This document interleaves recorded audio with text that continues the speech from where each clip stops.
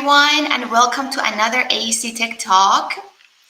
Today we are joined by three amazing panelists from three prominent companies. We are going to learn from their experience using new technologies and new tools for enhancing their workflow. This event will be recorded and saved on AEC Plus Tech YouTube channel. So if you have any questions for our panelists during the event, please feel free to post them in the LinkedIn or YouTube chat box, and we will do our best to answer them in the Q&A portion of our session at the end. So I'm briefly going to introduce our panelists before their presentations, and I'll let them talk more about themselves and their work. First, we will have Lisa Neal with Skanska USA.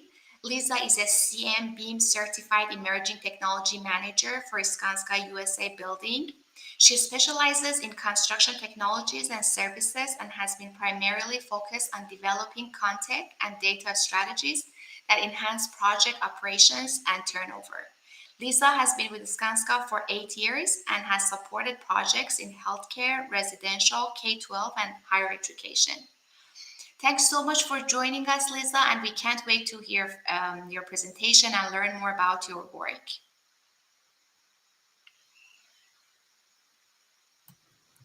Thank you. Should I go ahead and share my screen now? Yes, please. Thank you. All right.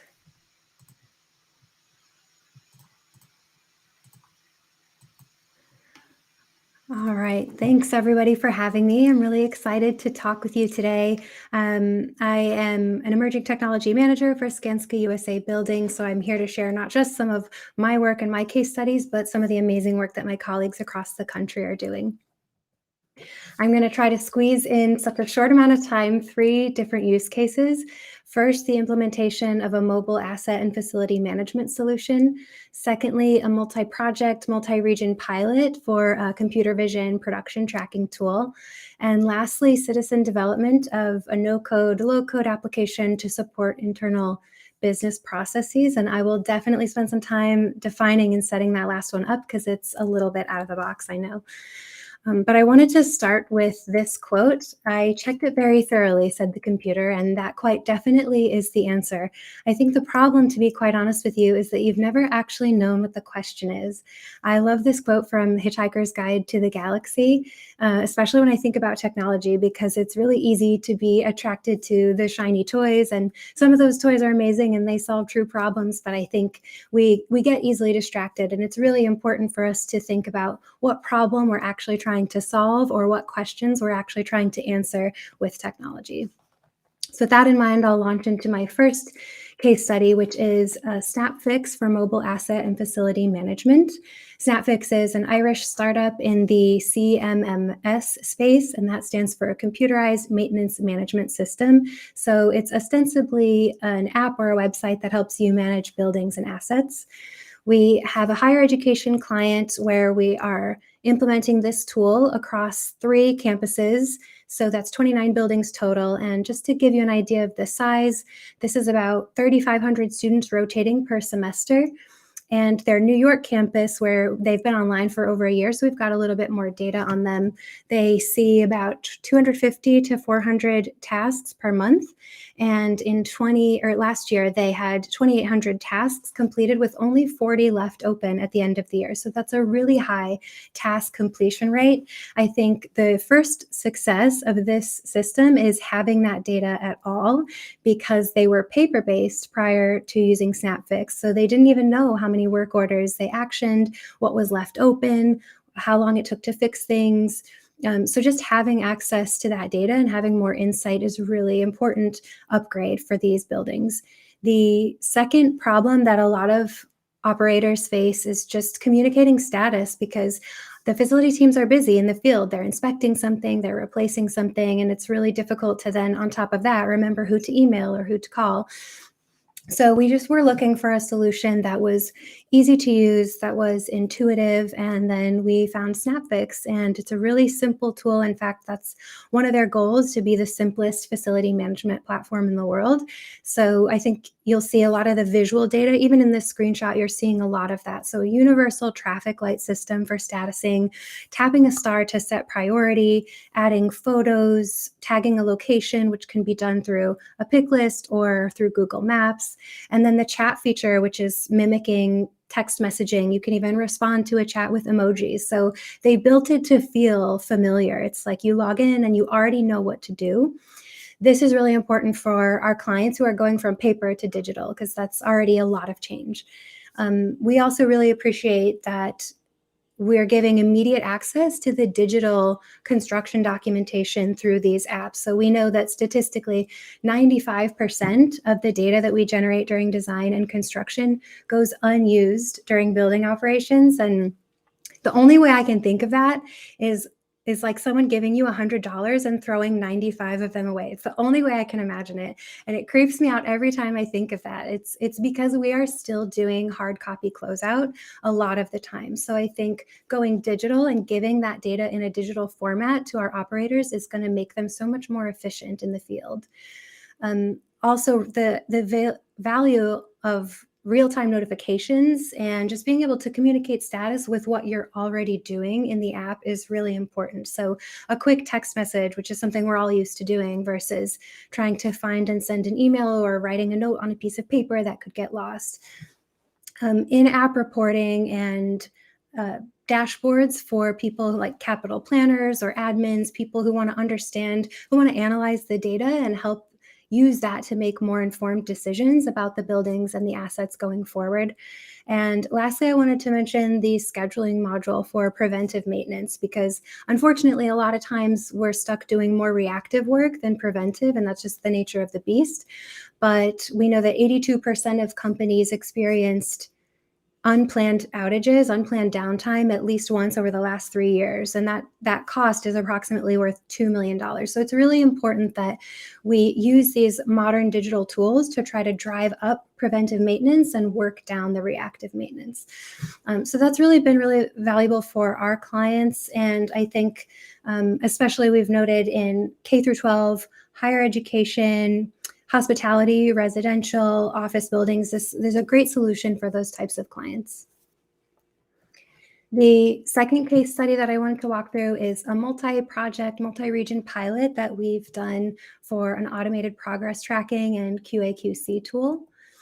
We had almost parallel pilots. There was some timeline overlap. We had 2 pilots going in New York in 2019 and 2020, and 2 pilots going on in Portland in 2020 and 2021. So really interesting to have 2 totally different regions and project teams piloting the same tool. They identified the same opportunity. So leveraging AI, we're already taking 360 images on almost all of our projects, and oftentimes doing laser scans. So we've got point clouds to work with. And we just thought, let's put these things to work for us and see if we can find a tool that helps us use what we already have to do some of the redundant work that we don't want to do anymore. There was also an opportunity to compare work in place to scheduled work, so we can really be honest with how we're doing. And the measure of success here would be that if this is a high fidelity solution, if this is truly accurate, it could support OAC meetings and help generate weekly progress reports. So this is where it gets interesting.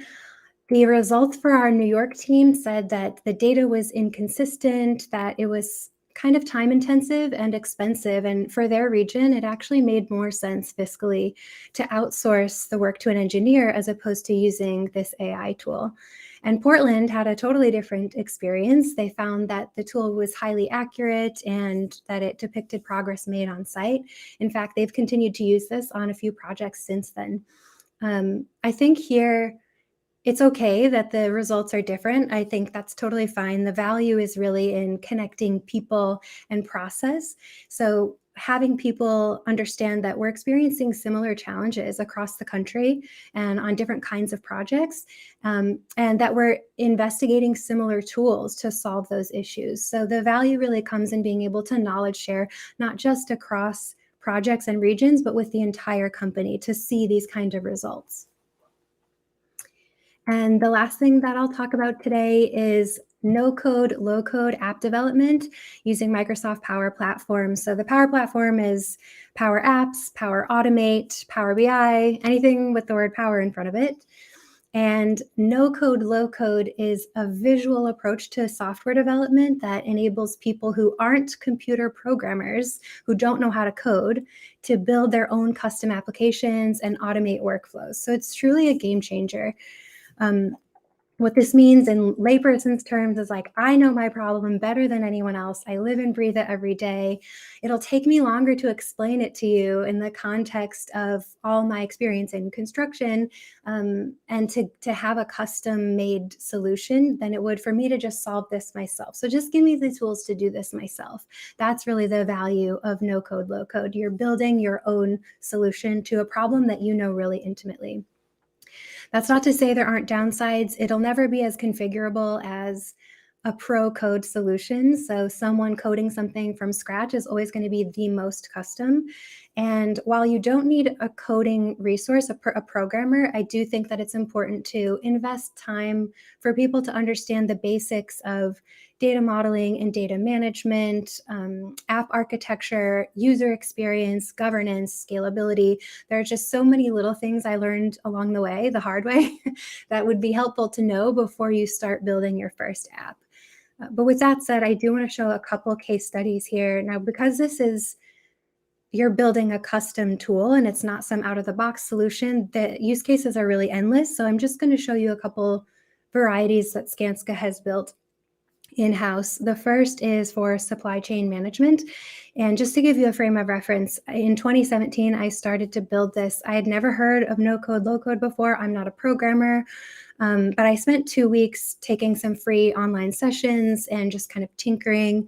Tinkering turned into building, and building turned into testing. And then within the span of 2 weeks, I had built an app custom from the ground up that still today is managing our national strategic supply chain program. So that's the power of low code. And the most recent enhancement that we made to this app was in 2020. The market went wild. Supply chain has been and remains kind of unpredictable. So we really wanted to find a way to track and report lead times. What we did was we added a data set in our app that could do that. And we connected that to Power BI so that we could push that data automatically into a dashboard that everyone in the company can see. So really making that data available for all of our teams to use, search, find, filter, to reference during conversations with clients. And that's been really valuable for us. The app as a whole houses 24 megabytes of data, which for reference is approximately the size of the 26-volume 1911 edition of Encyclopedia Britannica. So this is a lot of information we're talking about in the palm of our hand or sitting in your laptop. And we also have over 5,000 automations that run every year. So they're really taking all of the redundant clerical work that we used to have to perform, sending emails, sending reminders, archiving old data, adding new data. All of this is automated now. And the second use case I'll share here is from my friend and colleague, Marie Rosa in Portland. She built a custom app to track deliveries and manage on-hand inventory for one of her projects in Portland. She built this to be primarily mobile facing because we all walk around on job sites and we always have our phones in our hands. So this was just a really easy way to replace paper and Excel. You could tap into a field and scan a barcode to receive that package. You can relate it to other information like location, PO number, add notes, add images. So it's just a really great way of managing a lot of valuable data. The team noted a 25% efficiency increase once they launched this mobile app. And the last thing that I'll mention here is Power Automate. So this is, again, no code needed, and it's just a way to automatically perform some of the redundant work that we're used to doing that takes up a lot of our time. It's also more accurate and just more efficient. So this use case here, again, featuring Marie, she spent about 12 hours developing and testing and rolling out an automation for invoice processing. And this flow saves the project team 10 hours of work per week in kind of the clerical accounting side of things. So in under a month, they hit their return on investment and they're continuing to save over $20,000 every year. So really important, I think, to focus on where we can automate and where we can connect data. That's really what the value of low code is to me. And there's so much more I'd want to say about all of these topics. It was so hard to cut all this down to 15 minutes, but I think the most important success of all of these case studies is what we learned from them, right? So with the first case study, we really learned how to right-size the solution to meet the actual problem at hand. And with the second case study, we learned the value of connecting people and process and powering both of those things through data.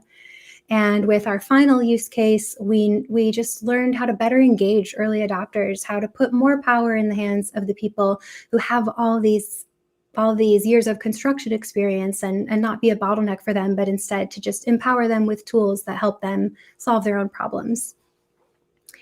I will end on this slide in case you want to scan a few of these QR codes. If you want to connect with me on LinkedIn, learn more about SnapFix or Microsoft Power Platform, I'll leave this up here for a few more seconds, but thank you so much for having me. Amazing. Thank you so much, Lisa. Such exciting, very interesting case studies. I have a couple of questions myself, and so we'll ask our questions at the end. Thanks a lot. So with that, our next speaker is Yoji Doi with Kajima. Yoji is the innovation manager at Kajima and is responsible for sourcing and managing all Silicon Valley-based innovation initiatives for Kajima. He works closely with startup companies to assess technology and business applications to enhance Kajima business across the globe. Yoji, thanks so much for joining us. Please share your screen and tell us about your work. Yeah, thank you so much. I want to make sure my voice is well transferred. My microphone just died, so I was worrying about that during Lisa's presentation. But yeah, thank you so much for the introduction. I will share my screen in a moment, but quickly I may want to introduce myself first. So I work for a company called Kajima for about 20 years. It's a Japanese construction company. So working with 20 years is kind of, well, I say typical Japanese way of, working. Like we have a lot of loyalty to our company. We kind of, not switch so much company to company. So that's how I still work with our company. My background is in civil engineering. I worked in the actual construction for about 10 plus years, mostly in subway construction back in Tokyo. So that's kind of my experience in the construction. I've been here in the Bay Area for about 5 years, where I kind of work in the innovation side of our company. So I will talk more on the innovation side of our company, rather less on maybe the technology adoption side. But let's see.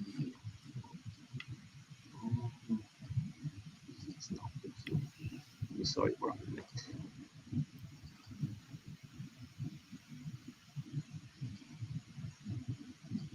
Oh, here we go. I hope you can see my screen. I will first talk a little bit about our company, who we are. So I'm sorry, a lot of information here, but we have been having a long history of our company, about 180 years of our business based in Tokyo, Japan. We do construction as main business as a general contractor, but we have a strong team around architect and engineering, as well as in the real estate development side of the work. Most of their business is in Japan. We have some presence in the US and other territories global-wise. Our numbers as an employee and the revenue size shown in the below. I'm sorry, this might be a little bit bothering. Okay. And and type of the projects that we do is, mostly touching upon all the type of the construction, so heavy civil type of the work to the commercial residential side. Some unique iconic projects like the castle, old style Japanese castle type of thing that we do renovation as well. So these are the type of the projects that we do. Also, since we have not just in the construction side, but we also have architect and designing side, engineering side, as well as in the real estate side.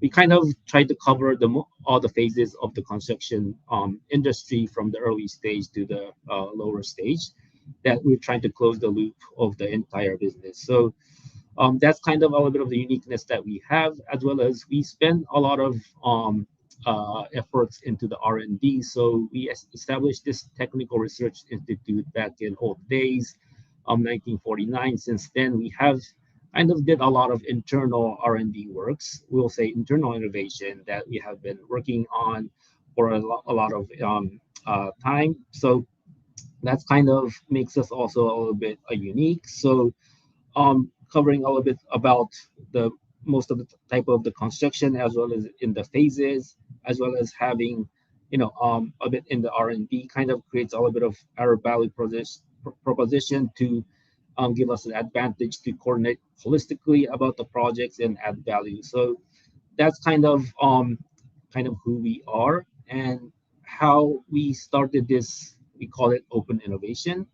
Um, this is kind of how we start moving forward from the typical R&D works, which is more in the material side, for example, new type of the concrete or new type of the structures, geotechnical. Those were more of the focus that we have been doing, but these days it's coming more into the automation, robotics, AI, those kind of area. And we kind of realized that, we couldn't do everything by ourselves. Why not we open it up to more of the collaborative opportunity where this open innovation came in. So we have started this from 2017 and first started as an R&D focus. So try to gain access of the technology. That was kind of the way we structure. But actually from our innovation team, our actual motivation was not just for this R&D work, like a technology development, but more seeing other industry how they are working in innovation, more feeling the urgency to feeling the disruption that could possibly also happen in the construction in the real estate business. So that was kind of our kind of the real motivation, but we had to at least started from somewhere. So that's how we open up this open innovation, and then I will say chosen the tough way to work in innovation and really get the recognition of our company, the support of the executives, and then more working on the change management side.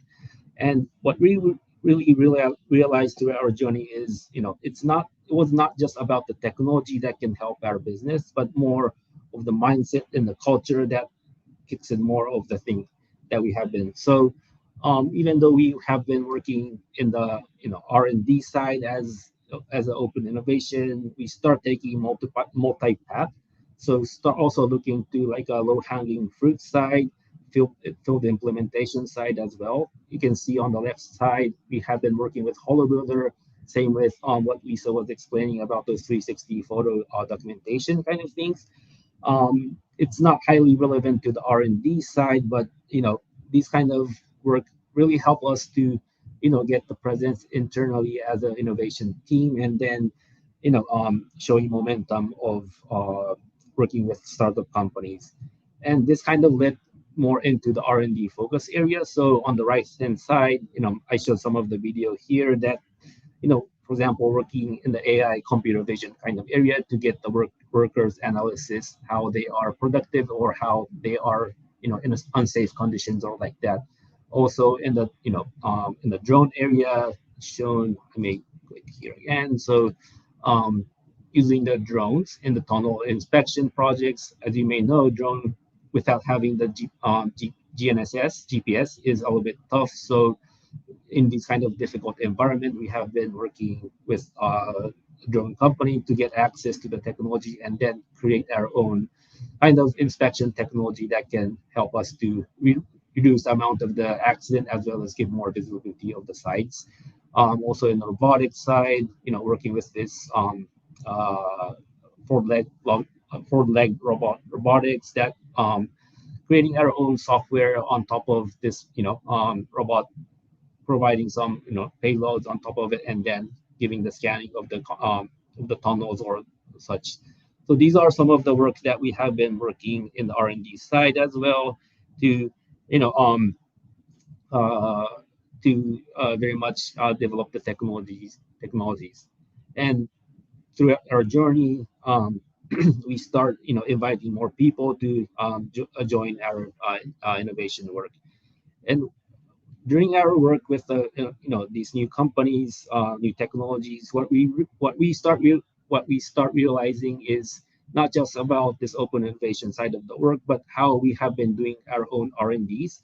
So as you may know, R&Ds sometimes get into very much into the engineering driven kind of approach, whereas working with these kind of companies help us to really start focusing on what the customer, the clients really need, rather than so much into the engineering side of the development. So that's some of the finding that we had during the R&D works, as well as really realizing what kind of asset we have as a company, and seeking more kind of potential opportunity working with it.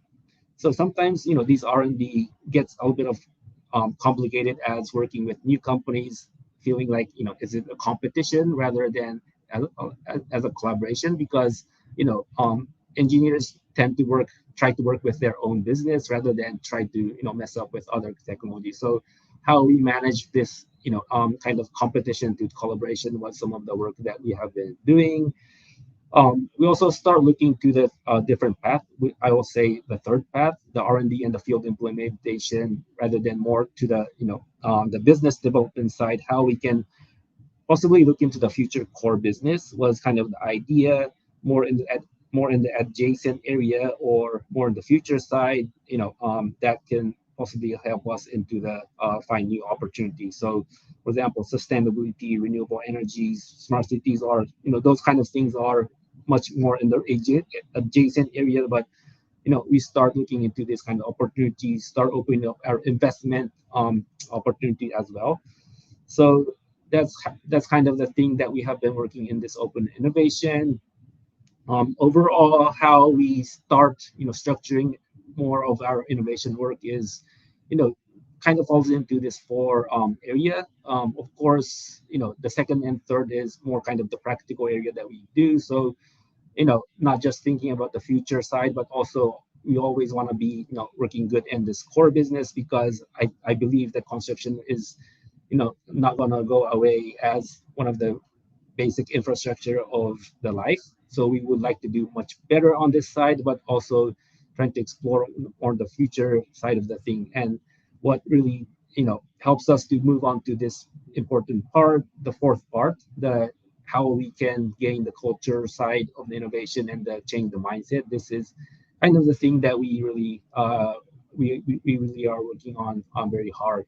And eventually, the first part I put it on the top is more the important part for us. We believe as defining our polar star. So as our company gets more old, we start diversifying more of the business side, and then kind of have lacking of the consistency as who Kajima has to be.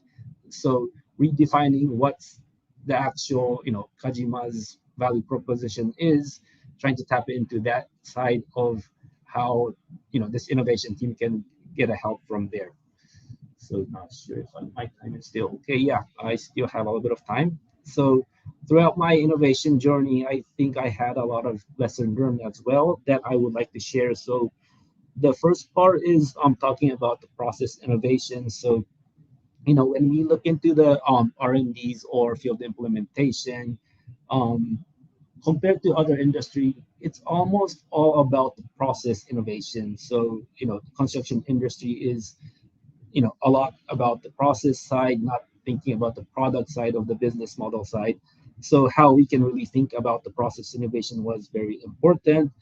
And but still this changing the process is very difficult. And for example, hollow builder or other technologies that or the product, when we try to utilize, it's not just about the product itself, but it's more about the process. How our operation can fit into that side is much more important.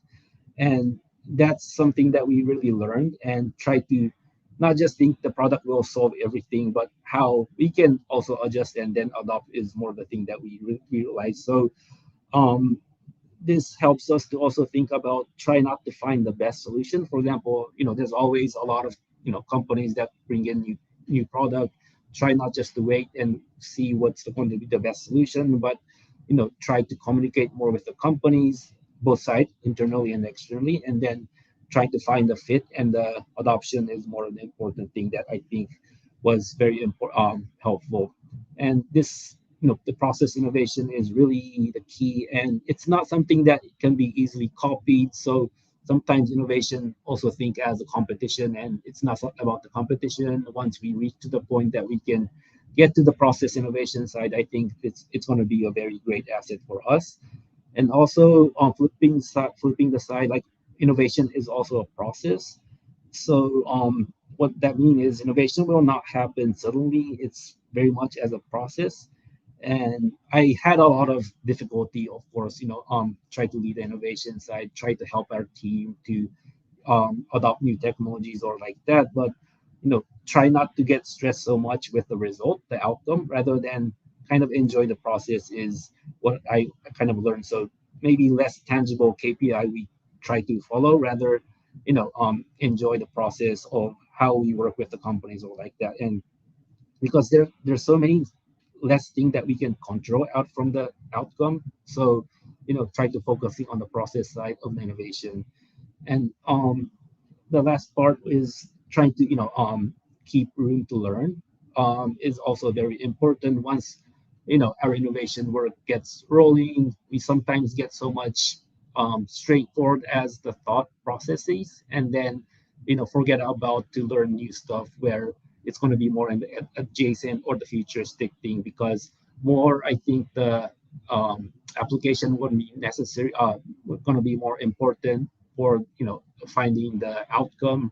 But as long as the like an innovation journey follows, I think always keeping an eye to the new stuff, not just about the construction, but also what's going to be the futuristic thing. I think this is also a very important aspect to really think about the innovation. So that's kind of the thing that I wanted to share today. I know it might be a little bit off the topic of the technology success story, but wanted to share from my perspective of how we want to work in innovation, and looking for all the collaboration that we may can have.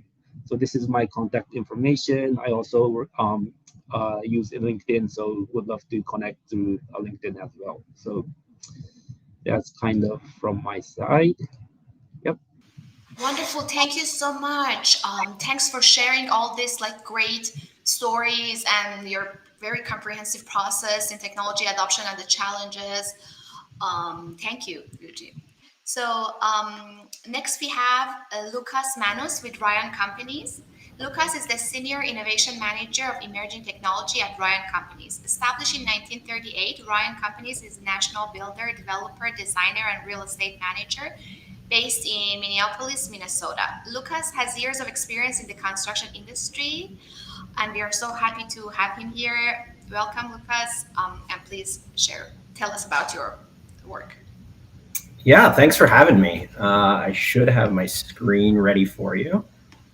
We can kind of jump right in. So as she mentioned, I'm Lucas Manus, Senior Innovation Manager at Ryan Companies.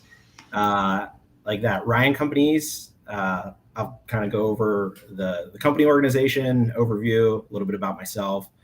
How we approach technology is really what I wanted to hit on today, and not just hear about our success stories, but how we're approaching technology implementation, so everyone out there can kind of replicate and take aspects of that, implement it within your own culture to kind of gain your own success stories. And then as well, I'll kind of mix in some future focus. It wouldn't be a construction tech presentation without some fun things to share at the end.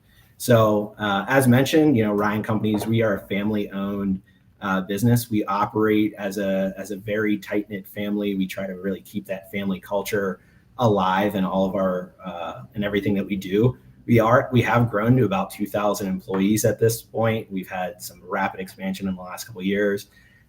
In 2022, ENR listed us as number 26 for top contractors, and at 2023, we're looking at increasing the revenue posted to 4.2 billion. So we do operate in just about every single state. So like that, we kind of cover the gamut there.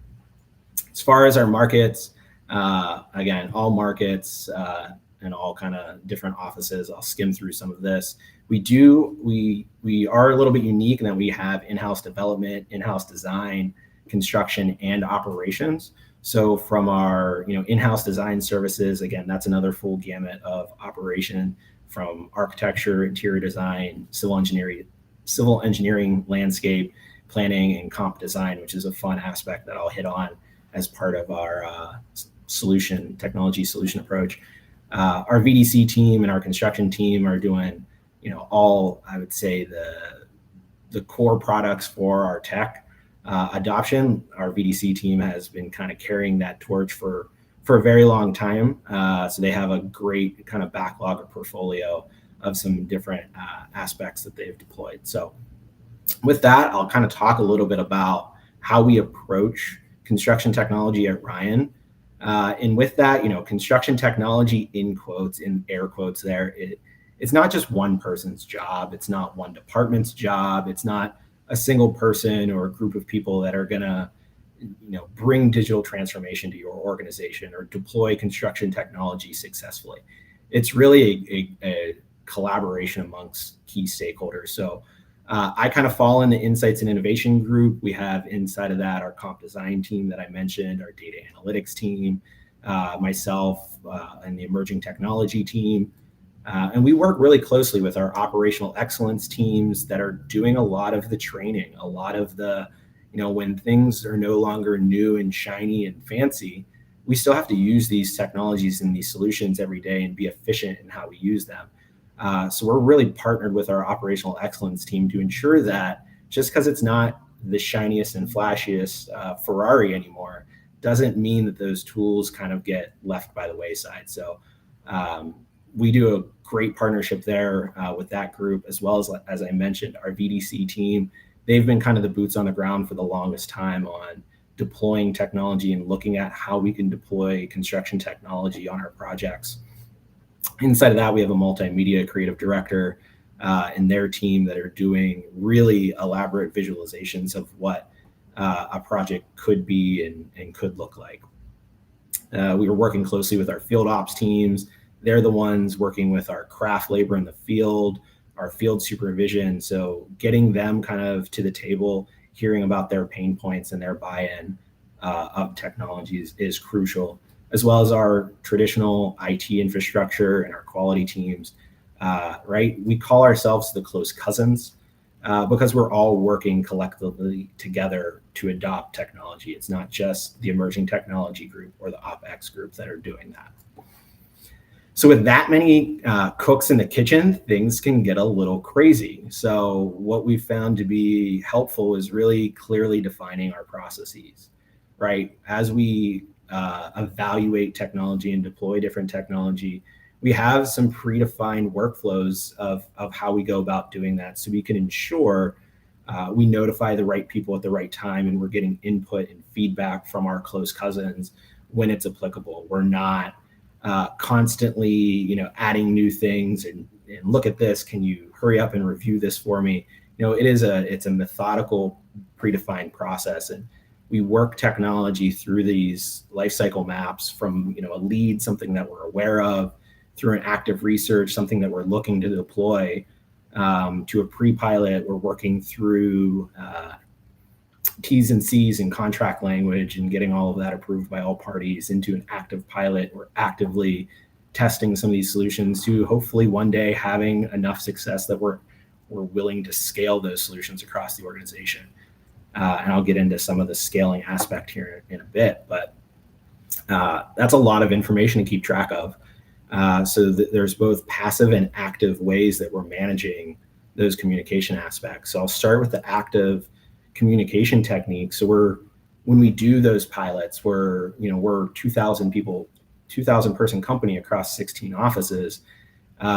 It's hard to keep all of that straight of who's testing what and who's doing what, but we're pulling together, case studies and tech spotlights of our experience, the good and the bad, the quotes, the direct quotes, any metrics that we can gain from why we tested it, What was our defined success criteria? And how did we measure that at the end of the day? Did we achieve that success criteria? We're memorializing that in a kind of white paper case study so that our teams elsewhere in the country, when they hear about a technology, they have resources that kind of memorialize how we've approached that. We're working with our project teams to really prepare tailored solutions based on the challenges that they're expecting to face. We're meeting with customers and clients to understand their risk and their pain points and the things that they're concerned about. And that's where we're looking at, where can technology help here? We're not just trying things for the sake of trying them.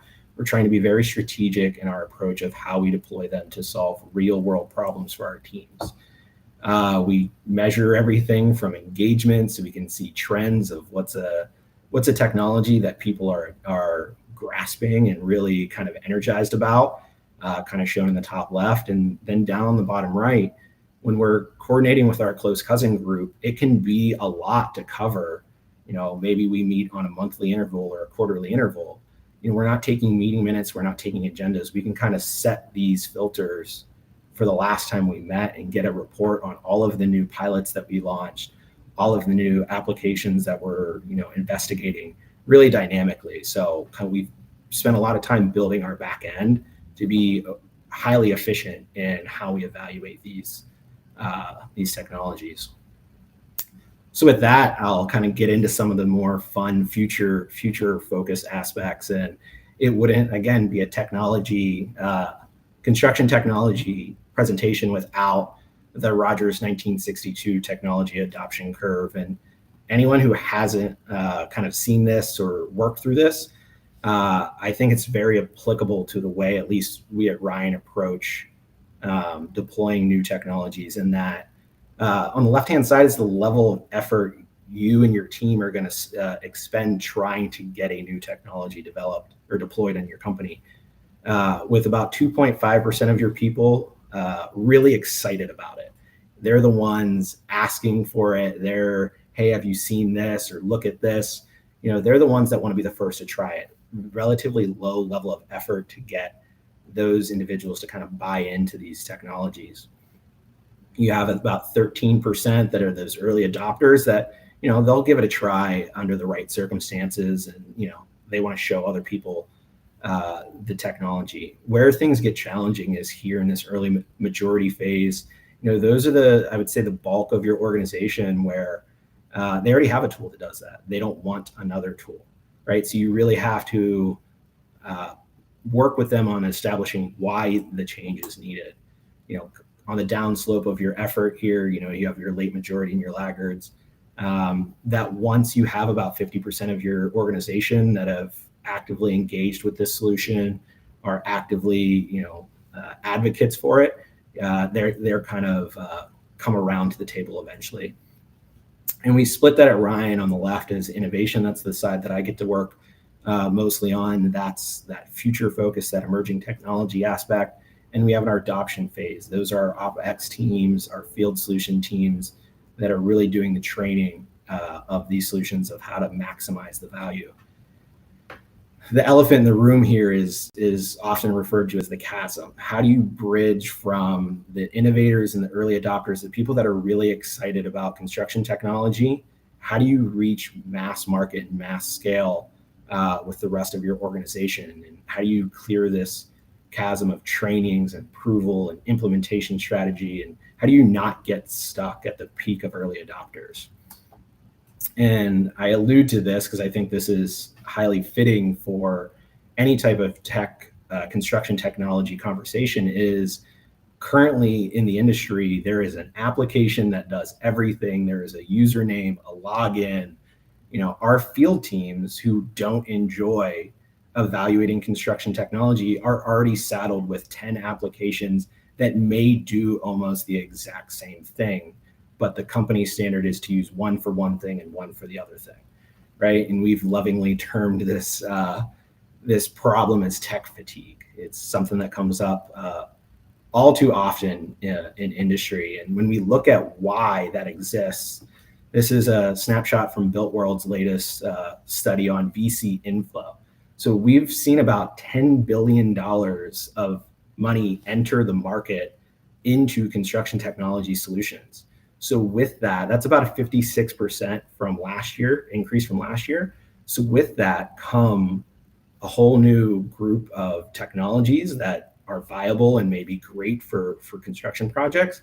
But with that comes a whole new group of salespeople ready to sell that product to your teams, right? So anytime they pick up their phone or open their email, there's probably a call or an email in there about the new, latest and greatest, shiniest solution that they definitely need to check out.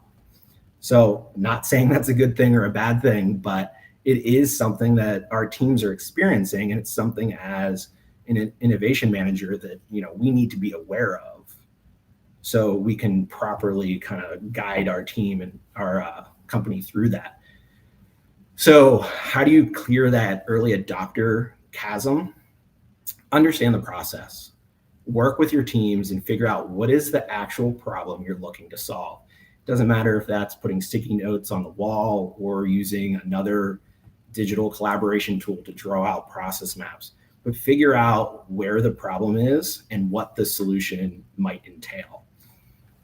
Once you kind of understand the problem, like that, I will use this all too familiar example of an out of wall sleeve on a project. Once we understand, okay, this is a potential problem, can we use or should we use technology to solve something like this? Really understanding and analyzing the frequency and the depth of that problem across your organization really gives you as the innovation team or the person or the people looking at technology solutions, really gives you a framework on what is the inherent value for solving this. Is there a reason to deploy new technology to fix this? Does it happen once? Does it happen hundreds of thousands of times across your company's portfolio? Once you have your arms around that, you can kind of then prototype and pilot different solutions and work with stakeholders to do wireframes and figure out what would be the appropriate level of effort and work that a project team would be willing to put into this to solve it, right? If the technology solution is more complicated than them doing it wrong and fixing it, unfortunately, they're probably gonna err on the side of we'll just fix it later, right? So as a technologist, to anyone working in the construction technology space, we have to be overly familiar with, are the steps we're asking teams to take going to be easier than what they're doing currently? So with that, gather that feedback, get that feedback from your teams, especially if they're the ones that help do the process mapping.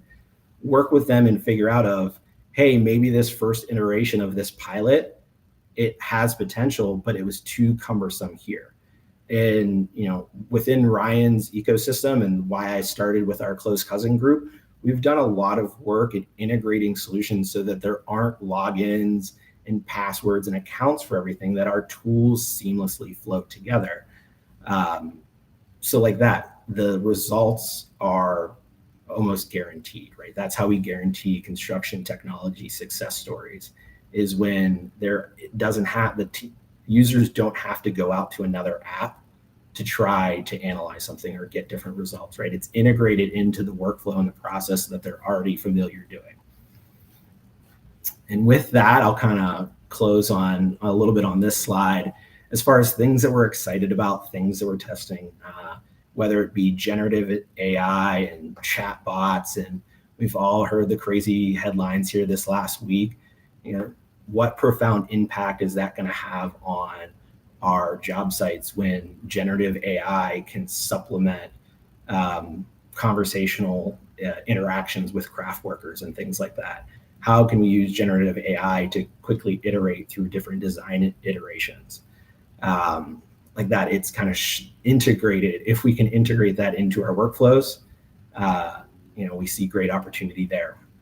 Robotics and automation, as we kind of alluded to in this, in the other presentations, there's great opportunity there, assuming we can get to that level 4, level 5 autonomy factor, where we don't need to follow it around to ensure that it doesn't walk off the side of the building, or it doesn't walk itself down a set of stairs, or we don't have to walk behind it to control it with a controller or predefined its path, right? When we get into that level 4, level 5, which we're doing some active testing with right now, when it can kind of get up, analyze, bring its data, dump its data back into our platform, and we can analyze it within our existing set of tools, is where we get really excited. Same with our reality capture analysis programs. We've run a couple different pilots on them, whether it's 360 photos, laser scanning, or some other more mobile technologies, right? It's if the tool can be carried around in a pocket and a team member can get it out and snap a picture, and that picture be analyzed for productivity on the fly, that's going to incentivize them to use it more frequently, rather than, hey, I need you to go walk every square foot of the job once a week and capture, thousands of photos a week so that we can analyze it, right? You're gonna have a harder time implementing that technology, because now that's a full-time role that you're asking someone to take on. And I would say most project teams don't have the kind of staffing plan allocated for that type of deployment. And then the other thing that we're super excited about right now is alternative delivery methods, material science, and sustainability. At Ryan Companies, we have really aggressive sustainability goals. We've kind of evaluated our profile. We've did that kind of second step where we looked at, how much water are we wasting? How much carbon are we putting out in the environment? And are there ways that we can mitigate this and take steps to limit that? And, how do we implement that again into our core workflows? So it now isn't a giant problem to ask someone to monitor how much water they're using. Like, what are the technologies and the applications that we can use to passively monitor things like that? So it's has that higher likelihood of success within our organization.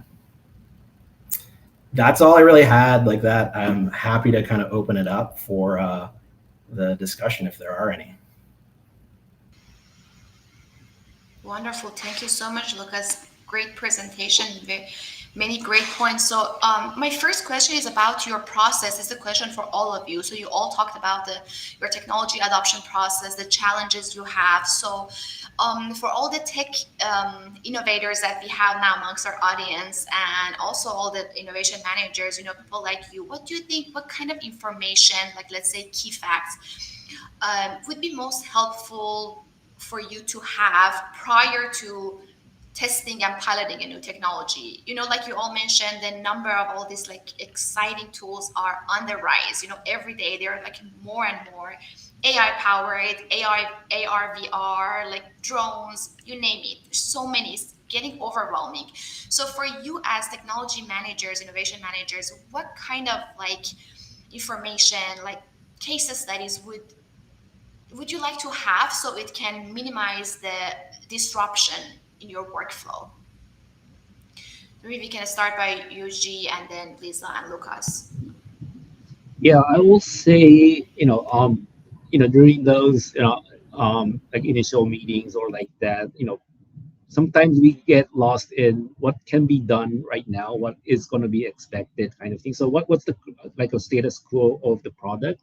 Like that's very important, because sometimes we thought this could be doable, but along during the pilot or the initial demo, like that couldn't happen or like that. So what's really can be done right now, and what's going to be the future thing that they are thinking about, sometimes that get messed up and then come up with kind of like a negative impact.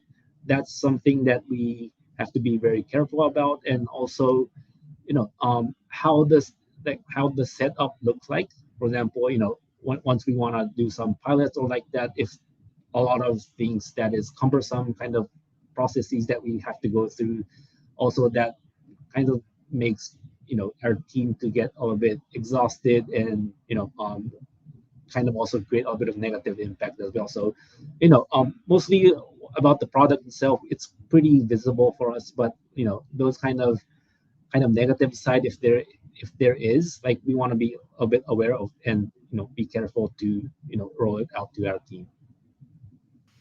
Great, thank you so much, Lisa.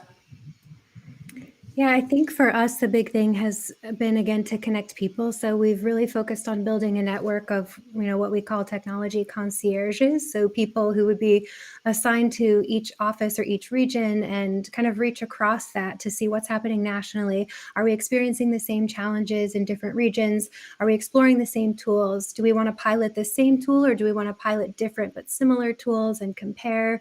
And I think we also have to be really considerate about cybersecurity and IT. So we're working really closely with IT to make sure that we're not even going to pilot something if it's not fully vetted and safe yet. So I think there's a lot more nuance to a process. It's not just seeing something that you want to play with and then putting it on a job site and experimenting. I think there's just a lot of conditions that need to be set up in place to really make sure that you're getting the most out of your pilots, that they're being done safely, both physically and on the internet, and that all of our data is safe.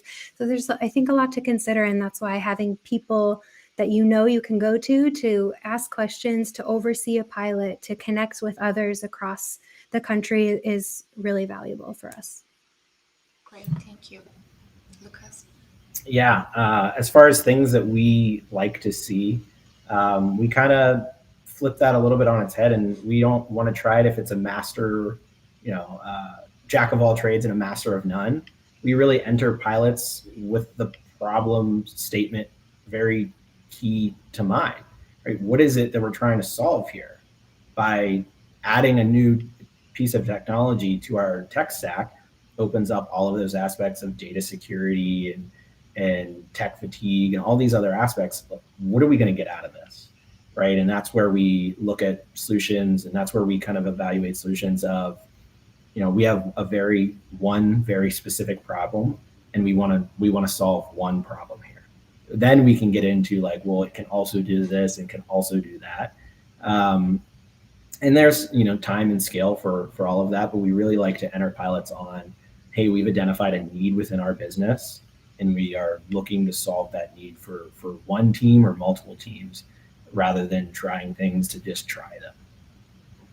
Got it. Yeah, that makes sense. Thank you so much. So we have about like 3 minutes, and we have a couple of questions. So let me ask one by Dave Albert is asking. So he's saying, impressive presentation. Thanks to all of you.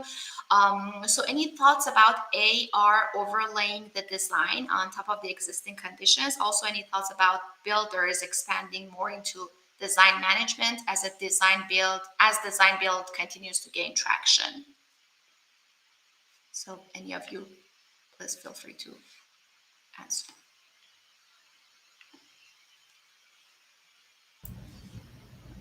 I'll jump in here to keep things moving. Yeah, AR is a really kind of interesting technology, and we're kind of interested in it. The kind of hang up we get for the AR, XR, mixed reality space is we're really only putting one person in that experience at a time. So the results they're getting is only visible to one person and not kind of conducive to the documentation.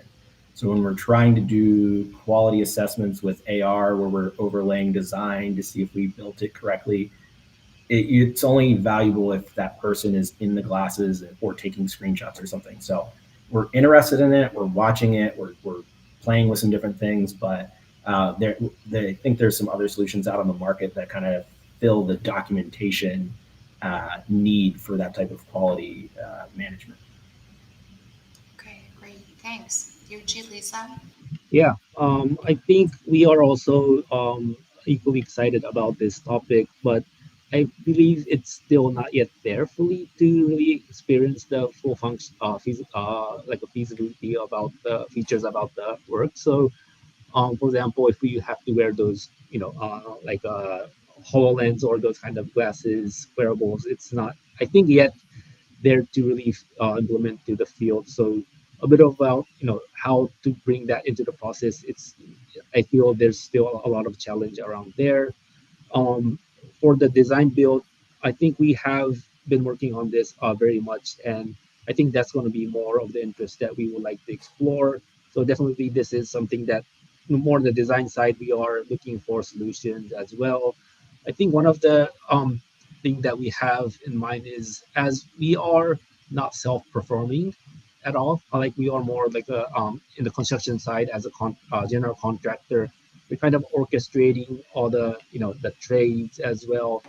One of the challenges that we still have is how we could do better on the kind of designing side where the trades actually does. For example, more on the MEP side or those kind of areas, that how we can perhaps get control by having technologies or products that can help us to boost that process. That's something that we are looking for, as well as kind of closing the loop for how possibly the construction side or the operation side can kind of reflect back to the designing phase.